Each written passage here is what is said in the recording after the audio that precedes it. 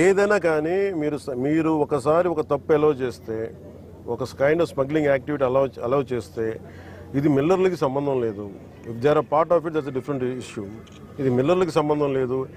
ఇది ఏదైనా సరే చట్టబద్ధతతో చేస్తే వ్యాపారంలో ఇబ్బందులు లేవు. కానీ ప్రజలకు చెందాల్సిన బియ్యాన్ని వాళ్ళు తినక స్టేట్ ఎక్స్చేంజ్ నిజంగా ఆ డబ్బులే కనుక ఉంటే ఈ రోజున విద్యార్థులకు కానీ మనకి ఎయిడెడ్ కాలేజెస్ ముయ్యాల్సిన అవసరం లేదు.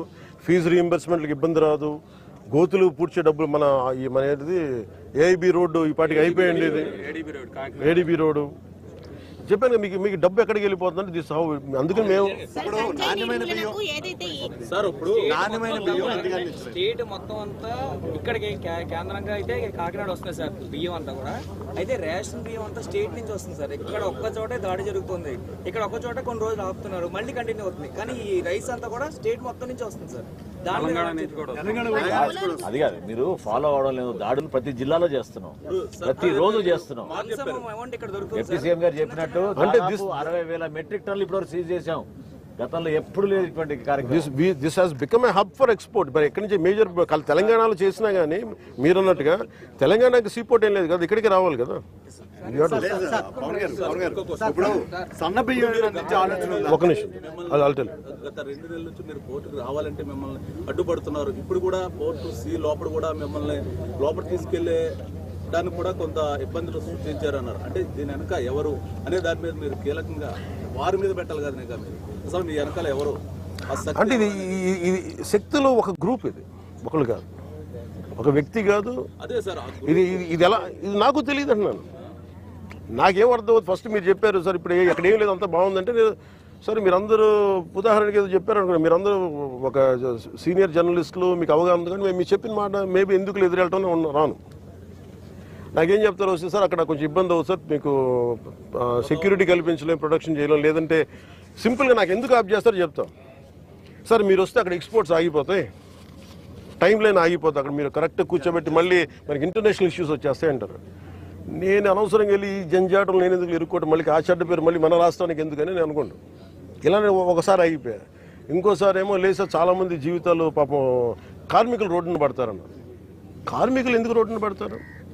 కార్మికులు ఎవరు స్మగ్లింగ్ చేయాలని అనుకోరే. వాళ్ళకి ఇస్తే బస్తా తీసుకెళ్ళి లోపల వేయాలి, మనకి ఎక్కిస్తారు, లేబర్ ఛార్జ్ ఉంటుంది.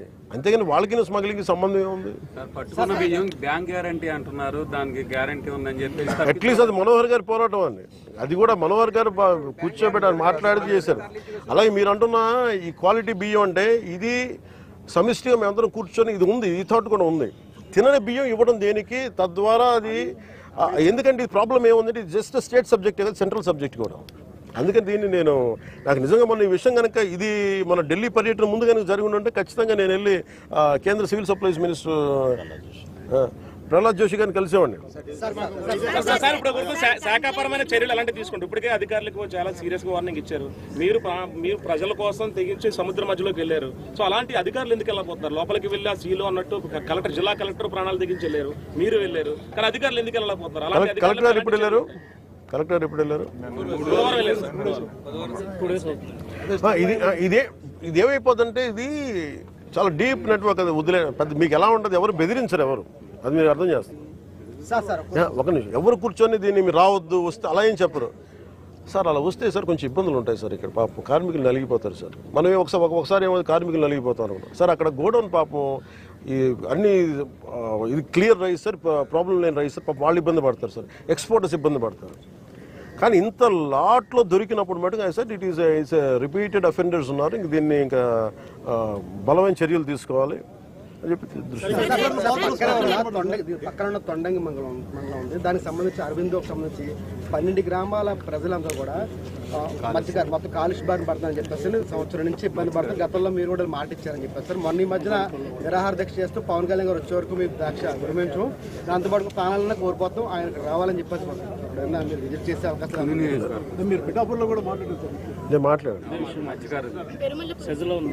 అది నా దృష్టిలో ఉంది సార్. చెప్పండి సార్. ఒక్క నిమిషం సార్. కోర్టు సంబంధించి మనం నాణ్యానికి ఒకవైపు చూస్తున్నాం. స్మగ్లింగ్ అనేది వాస్తవంగా చూసుకుంటే శ్రీలంక ఆర్థిక సంక్షోభంలో ఉన్నప్పుడు అక్కడ ప్రజలు ఆకలి తీర్చడానికి కేంద్ర ప్రభుత్వం ఇక్కడి నుంచి రైస్ ఎక్స్పోర్ట్ చేస్తుంది. ఆ రైస్ రైస్ ఎక్స్పోర్టర్ కూడా పయ్యావుల కేశవ్ గారు విజయంగానే స్వయంగా ఇక్కడి నుంచి ఎక్స్పోర్ట్ చేశారు. కొన్ని లక్షల మెట్రిక్ టన్నులు ఫ్రీగా కాకినాడ పోర్ట్ నుంచే వెళ్ళింది. కరోనా సమయంలో కూడా అత్యధికంగా అన్ని పోర్టులు మూతపడినప్పుడు కూడా కాకినాడ పోర్ట్ నుంచి ఎక్స్పోర్ట్ అయ్యింది. సరే 10,000 మంది కార్మికులు ఆధారపడి ఉన్నారు.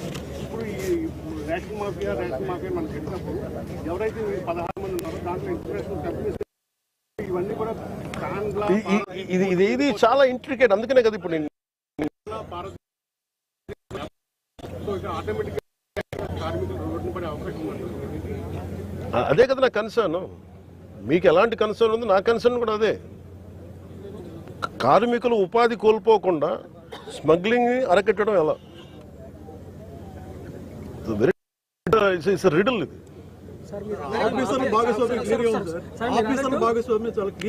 చాలా స్పష్టంగా ఉంది. అది ఎవరు చేస్తాయి అనేది మనకి సిఐడి ద్వారా ఉండాలా, సిబిఐ ఉండాలా, లేదా ఎలా ఉండాలనేది మీరు చెప్పండి సార్. ప్రభుత్వంలో కీలకమైన పదవిలో ఉన్నారు, ప్రభుత్వంలో ప్రధాన పాత్ర పోషిస్తున్నారు. ప్రెస్ మీట్ స్టార్ట్ చేసిన కాడి నుంచి కూడా ఇది నా చేతిలో లేదు, నన్ను వెళ్ళవలేదు, దాని చుట్టూ తిప్పుతున్నారు. అంటే అన్ని చేయగలిగి ముందు కూడా మీరే చేయకపోయినట్టయితే పరిస్థితి ఏమి సార్. హౌ ఇంట్రికేట్ అనేది ఇప్పుడు మీ దగ్గర కాన్ఫ్లిక్ట్ ఉంది. మీ